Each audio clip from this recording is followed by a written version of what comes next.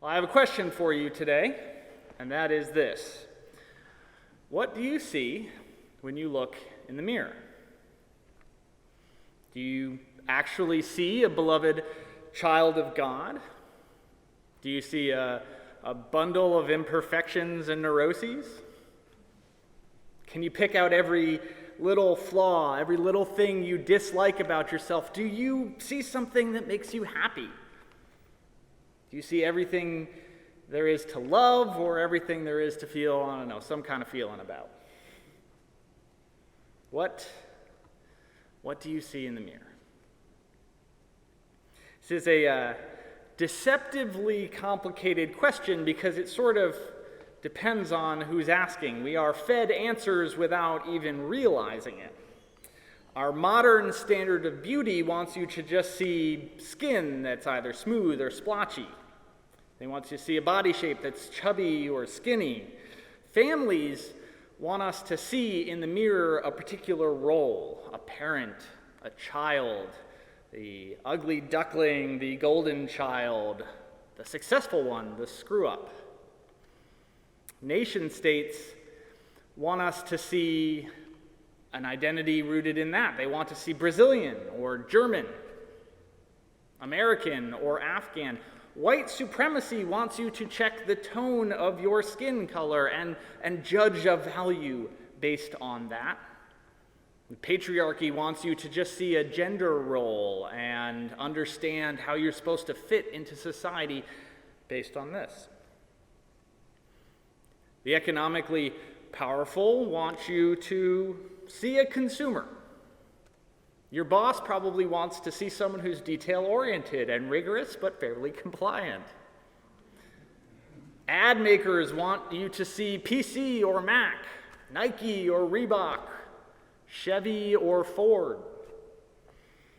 And science sees a collection of neurons and tissue and muscle and sinew, wonderful but perhaps slightly flawed, brilliant animal. And then there's, of course, psychology. Psychology wants to see whether this person is happy and healthy. And that is a really, really important question. Do not get me wrong. We want to ask whether we're happy and healthy. But it's also a question that does not fully capture the entirety of the human experience. So what do you see in the mirror? It's a question of origin, identity, niche in an ecosystem. I got thinking about mirrors this week reading this passage in the book of James. But be doers of the word and not merely hearers who deceive themselves, for if any are hearers of the word and not doers, they are like those who look at themselves in a mirror, for they look at themselves and on going away immediately forget what they were like. But those who look into the perfect law, the law of liberty, and persevere, being not hearers who forget but doers who act, they will be blessed in their doing. My first thought here was, wow, man, James is really dragging selfie culture here. Not supposed to just turn on selfie mode and use that as a mirror and decide, okay, that's who we are at this particular moment, and it captures everything about who we are. It reminded me that there's this tradition in Christian history of thinking of the mirror, or thinking of the soul, rather, as a mirror to God. And in that tradition, the idea is that God looks upon us with overwhelming love, and we are to reflect that love back and forth until we're almost in this divine union, reflecting each other's love. And there's this tremendous beauty to this, because what it says is that it doesn't matter how perfect you are or how successful you are, your only purpose is to shine. Now, the idea of this is to prayerfully examine all of the things that maybe fog up your mirror, right? All the attachments to success or fame or power that maybe cloud that image and to wipe those attachments away so that our mirror is clear. But I think James is actually talking about a different understanding of mirror, because James is very focused not on union but on doing. This is a spirituality of doing that we get in this book. And that reminds me much more of Clare of Assisi. So most people know about Francis of Assisi, the perhaps most popular saint, religious figure in the world, a wealthy scion of a merchant family who gave it all up, tossed it all up to go live in radical solidarity with the poor, the outcast, the lepers. But people don't know enough about Clare of Assisi, who was a few years younger and who followed Francis into this fledgling movement, also from a wealthy family. Clare spent her life in prayer, writing letters, and becoming the first woman to write a rule of life for a monastic order, the Poor Clares. And Clare uses this mirror metaphor in a different way. For Clare, the mirror is Christ. Our soul's not a mirror to God. The mirror of Christ is what we are to look into. So instead of our soul being a mirror, we said that Christ is the mirror, and we gaze into this mirror to discover who we really are. You gaze in the mirror in prayer, and you see Jesus, that fundamental outpouring of God's love. Jesus, the original walking representation of our goodness. The symbol of God liking us so much that God wants to join lives and go through anything and everything that we go through. So what you see in that mirror reminds you that you are wholly loved and wholly beloved before anything else, before any of those other mirror ideas get in your head, before what you do, before the expectations you put on yourself. You are a child of God. And so you don't see just a consumer or a cog in an economic machine. You don't just see a worker or a white person or a wife, an Atlantan or an American. You see your true self.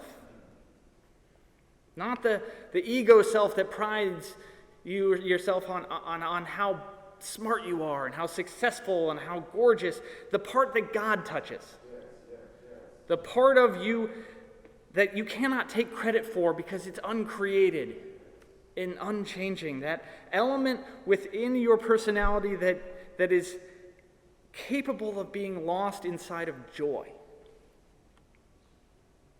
You look in the mirror that is Jesus Christ, and you see yourself staring back at you. You see your true self. You see what it means to be truly human. And because of this, Christ being the mirror means that the entirety of the Jesus story is in that mirror. Right? So the goodness of the incarnation and the sorrow of the crucifixion. The shining light of beginnings and the dark, cloudy moment where even Jesus felt abandoned by God. The glory of the resurrection of Jesus with his scars and his wounds and his endless, endless, endless new beginnings. All of that you see in the mirror. So yeah, you see some faults in the mirror, but that's okay. Those faults are not things that separate you from God. They're not some grand cosmic ledger that Jesus has to die to wipe out. They're faults wrapped up in a grand, beautiful story. An enormous story that starts with love and ends with love, as if a scared child is being wrapped in a big blanket and told, you're going to be okay. So, looking in that mirror means we can examine the pros and cons, the things we did wrong, the things that we love about ourselves, and know that all of it is held together. And it means we can look in the mirror and see not just one person, but the whole body of Christ. We can be reminded that our purpose is to thrive together and not just be happy on our own. Again, I'm not opposed to being happy. I'm just remembering, Harriet Tubman was not always happy when she was wandering through swamps trying to rescue slaves, but she was on a mission and she had a purpose. And she felt she was called by God to that role. We are all interconnected, and there are times when we need to get uncomfortable in order to speak out for the liberation of others. We take turns seeking that vibrant life until all people are free and can lead lives of dignity. And this is what prayer meant for Claire. It's not something you do because you feel like you owe it to God. It's not something you do because you need something and you're trying to get it. Prayer is an experience of getting to know God and getting to know your true self in God. And it leaves you with this experience of belonging. A belonging that actually changes you. Because experiencing love changes you.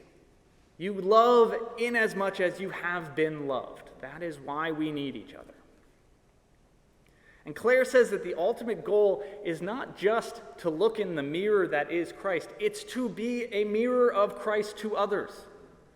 That the whole point of all this prayer, this looking in mirrors, all of this metaphorical language is to be transformed into someone who reflects the light and love of God into the world around you. The end goal is not to sit in quiet contemplation on a mountaintop somewhere, united with God. It's to be God's hands and feet in the world. So if someone looks at you and says, I can see reflected in this person the love and compassion of a mighty God. We are called to become mirrors by imitating Christ, imitating Jesus, the Jesus who was a radical teacher and healer, the Jesus who flipped over tables when he encountered an oppressive system and spoke kind words when he came across a hurting person. This brown-skinned Palestinian peasant from a teeny part of a giant empire, the spiritual master who embodied a new way of living and loving and relating to each other, that's who we imitate and who we model ourselves on. And yeah, that is a lot to live up to, right? But we're just supposed to be a reflection. That's what James is talking about when he says, be doers of the word and not just hearers, reflecting that sort of love. He doesn't mean, okay, I need to look up a list of rules somewhere that some pastor told me and I'm going to follow all of them and then I'm going to be a good person. No, he means incorporating Jesus' love into your very character. We've been talking about the wisdom tradition in worship recently, and we'll continue doing so. And the wisdom tradition is not about clear set rules. I mean, you can thumb through Proverbs and you will find contradictory advice, right? In one situation it says to do one thing, in another situation it says to do another thing. It's about character, becoming loving mirrors that reflect God's love.